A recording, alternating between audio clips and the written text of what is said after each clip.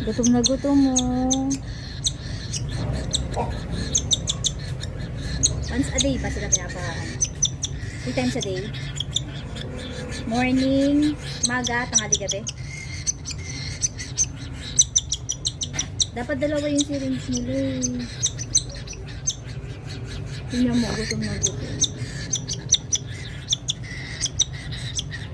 Gutom na gutom mo.